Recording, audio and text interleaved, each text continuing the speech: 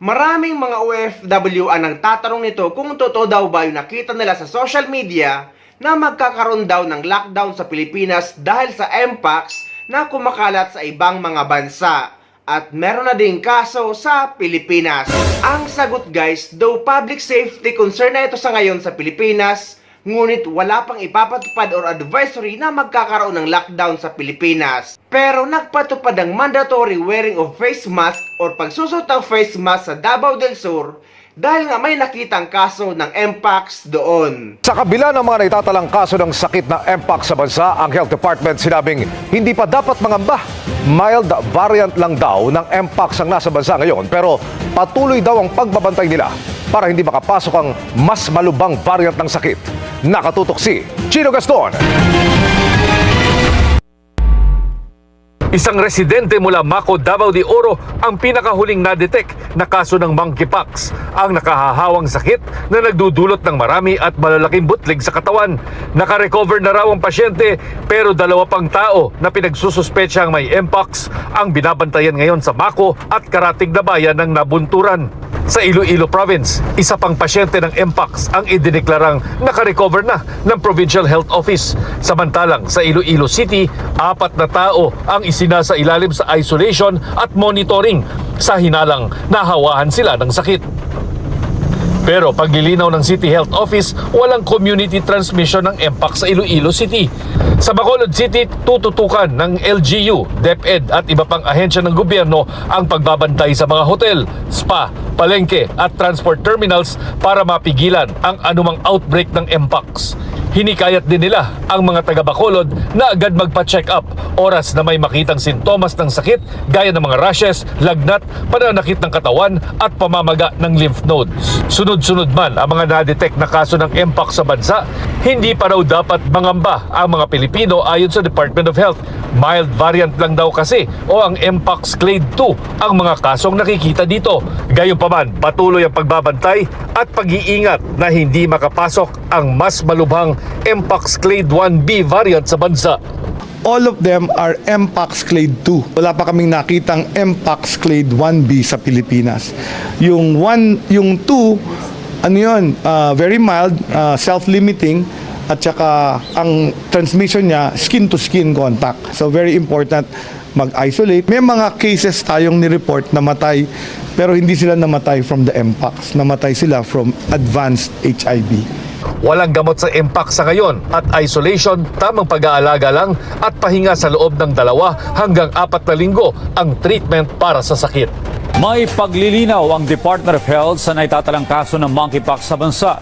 Patuloy ring binabantayan ng DOH ang pagtaas ng COVID-19 cases sa ilang bahagi ng bansa at sa ibang bansa sa Southeast Asia. Yan ang ulat ni Patrick De Jesus. Sa gitna ng mga muling naitatalang kaso ng Mpox sa iba't ibang lugar sa bansa, pinawi ng Department of Health ang anumang pangamba patungkol dito. Gayunman, binigyang diin ni Health Secretary Ted Herbosa ang patuloy na pag-iingat ng publiko laban sa Mpox. Karamihan anya sa mga naiulat na kaso ay Clade 2 na mild, self-limiting at skin-to-skin ang transmission. Hindi ito yung Mpox na may public health emergency of international concern. Ang Mpox Clade 1B ang hinahanap namin. So wala pa kaming nakitang Mpox Clade 1B sa Pilipinas. May mga cases tayong ni-report na matay, pero hindi sila namatay from the Mpox. Namatay sila from advanced HIV. Nilinaw naman ni Herbosa na hindi glanders, kundi melioidosis ang 6 na kasong naiulat sa Siquijor kung saan 2 ang namatay. Base ito sa isinagawang DNA analysis sa mga biktima. Hindi gaya ng glanders na impeksyon na nakuha sa kabayo at iba pang hoof animals. Ang melioidosis naman ay mula sa putik. Well, it comes from the feces of animals with hindi naman naapektuhan yung animals. So it's also zoonotic, pero ang advice ngayon is really prevention sa wearing of boots sa mga putik at saka mga surface water.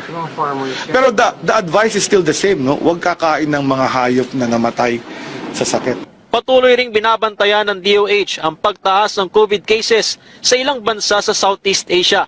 Dito sa Pilipinas, pababa pa rin ang kaso ng COVID kung saan 1% lamang ang fatality rate. Nire-recommend ko mag-mask kayo pag papasok kayo ng ospital, lalo na kung high risk ka. Samantala, inilunsad ng DOH ang online patient appointment system sa Dr. Jose Fabella Memorial Hospital sa Maynila. Pinabibilis ito ang sistema ng magbibigay ng outpatient services sa pamamagitan ng schedule upang maiwasan ang matagal na paghihintay. Malaking tulong ito sa mga pasyente, gaya ng buntis na si Melody. Pupunta ka lang dito sa pinili mo ng oras, then pagpunta mo, ayun na, i-assist ka lang ng mga doktor, tapos ipapakita mo lang yung appointment na sinet mo. Kung wala naman kayong cellphone or wala na kayong data, wala na kayong pambili, pupunta lang kayo dito. May mga computer kami sa mga personnel ng Pabella at pwede kayong magpa-schedule doon.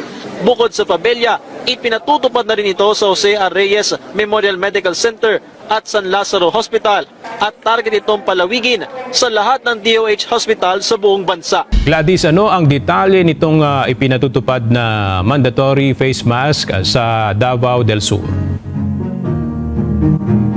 Aga, ayon nga sa ulat, may isang kumpirmadong kaso na ng monkeypox sa bahagi ng munisipalidad ng Magsaysay sa probinsya ng Davao del Sur. Bunsod nito ay ipinatutupad na ang mandatory na pagsusuot ng face mask sa buong probinsya.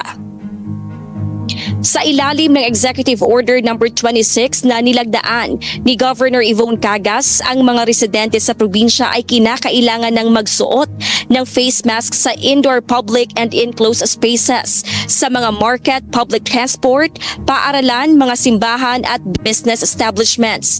Ganon din sa mga crowded outdoor areas kung saan hindi na naipatutupad ang physical distancing at healthcare facilities.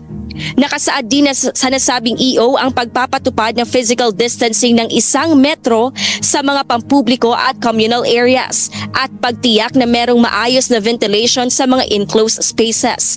Aga, binigyan na rin ng direktiba ang mga barangay, lungsod at munisipalidad sa buong probinsya na mahigpit na ring ipatupad ang surveillance, reporting at public education bilang bahagi pa rin sa kanilang hakbang na maiwasan ang pagkakalat ng monkeypox at iba pang nakahahawang sakit sa buong probinsya. At para mabawasan ang pag-alala nyo at para legit ang mga impormasyon na makukuha nyo tungkol sa mga travel restriction at health protocols, i-follow nyo ang Facebook page ng Department of Health at ng Bureau of Immigration. Dahil kapag may mga travel advisory or travel restriction na ipapatupad, ay sila ang unang-unang magbabalita or magpo-post noon. Inaabisuhan din ang publiko na dapat lagi maghugas ng kamay para makaiwas sa sakit na Mpox.